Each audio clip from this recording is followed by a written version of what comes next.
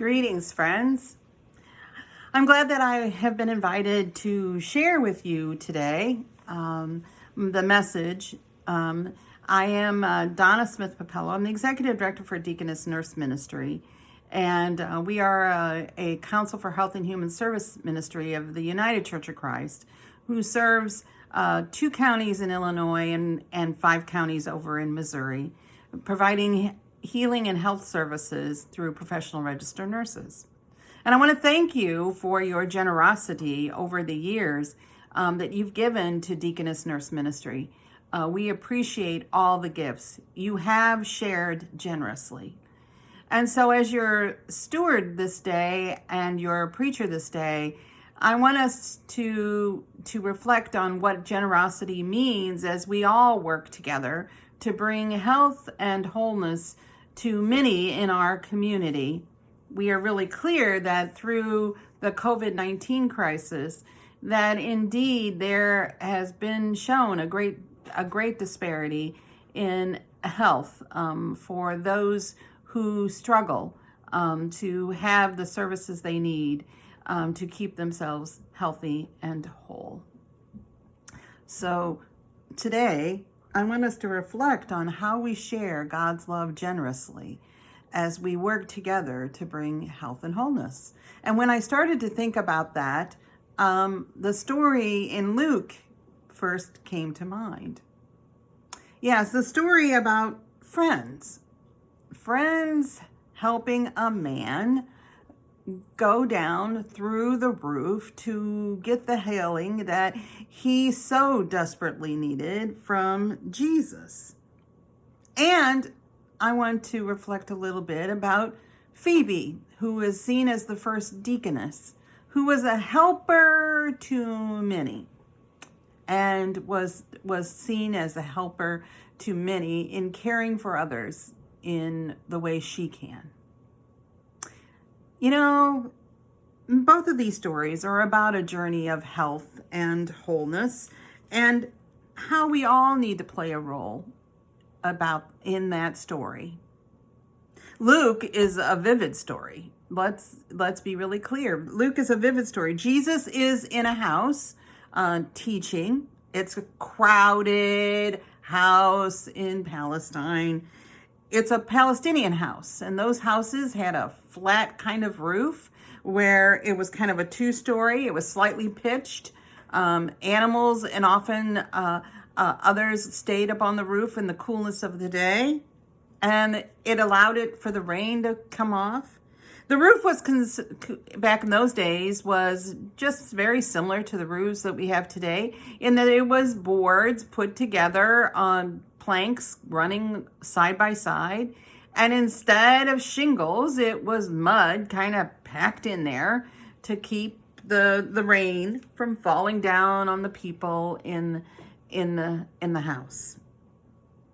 Well, it's quite something to think about in this story, how some friends, realizing that there was no way to bring the person that they knew in, went up on the roof, carried him with his bed, and lowered him down right in front of Jesus.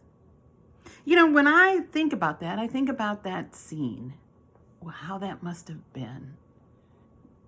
My goodness.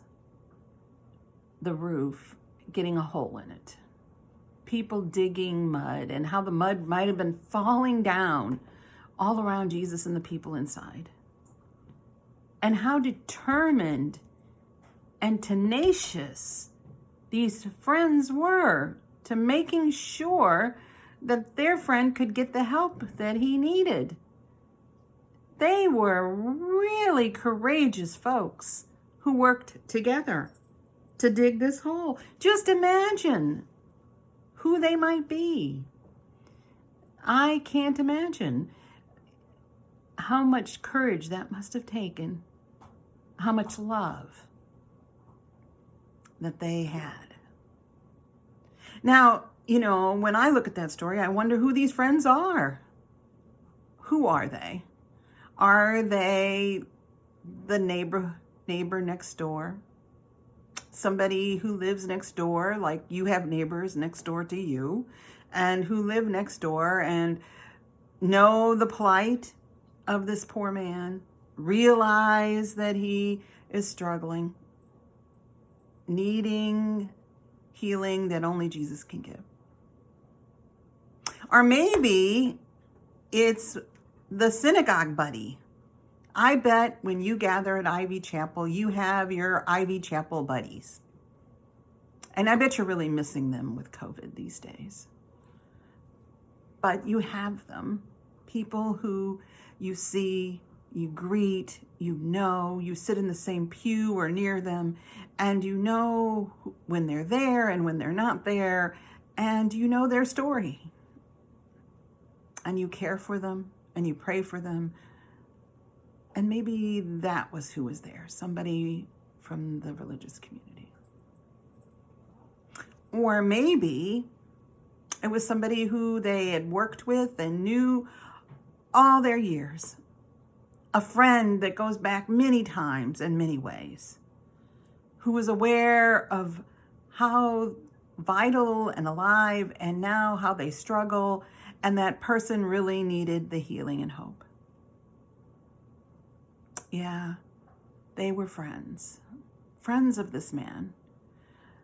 And however they came to being his friend, they came and wanted to help him to have his fullness of life. They came and wanted him to be in the presence of Jesus, who they knew would heal him.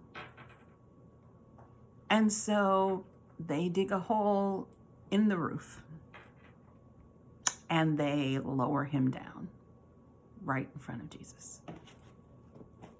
And we have to think about the words that is said by Jesus that day.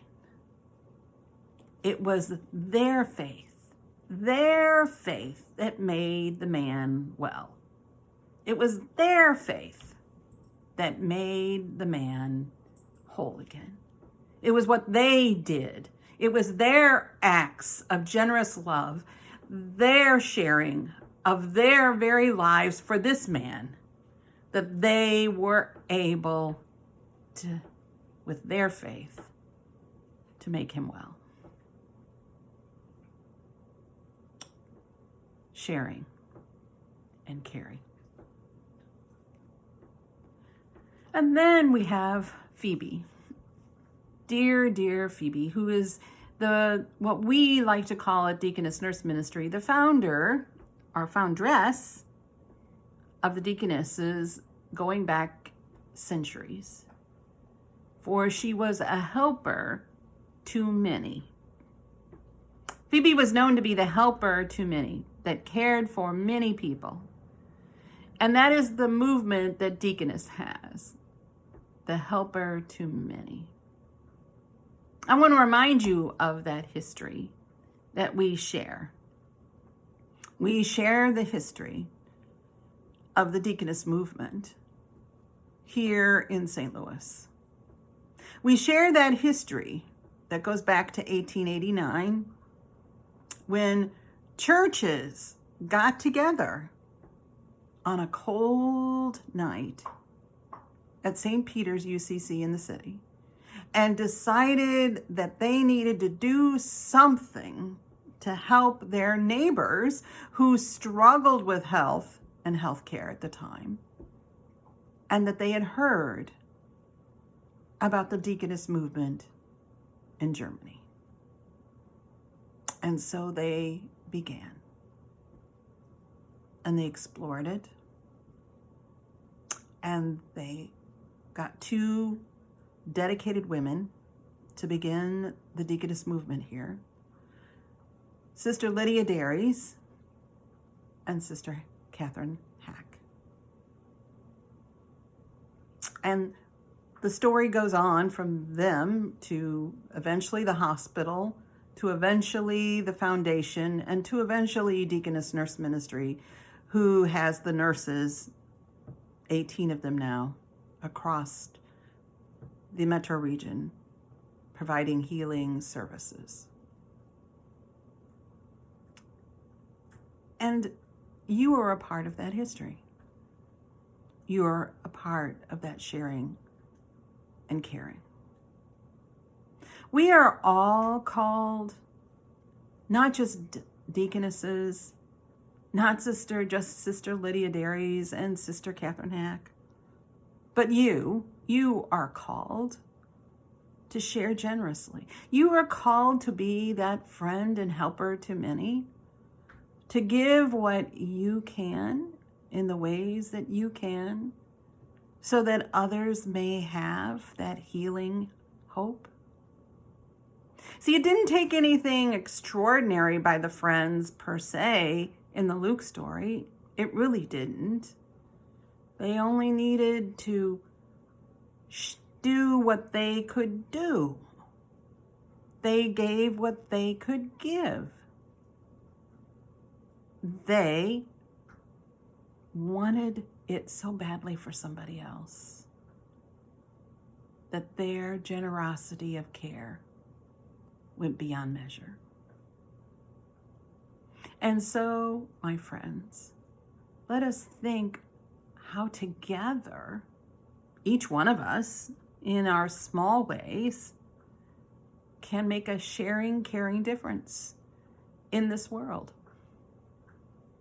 Today, in the midst of COVID, in offering phone calls and cards and moments of concern, of giving to the church and its work, of being a part of those who advocate for good health care for all people, so that none struggle, so that there is no disparities, that says that those affected by COVID are more African American, Latino, and Latina, and Native American, that all have.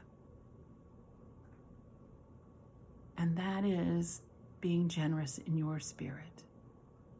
So today, let us live and share generously. Let us be known like Phoebe, that we are the helper to many. And let us be a friend who does the courageous acts so that life may be full for all. Amen.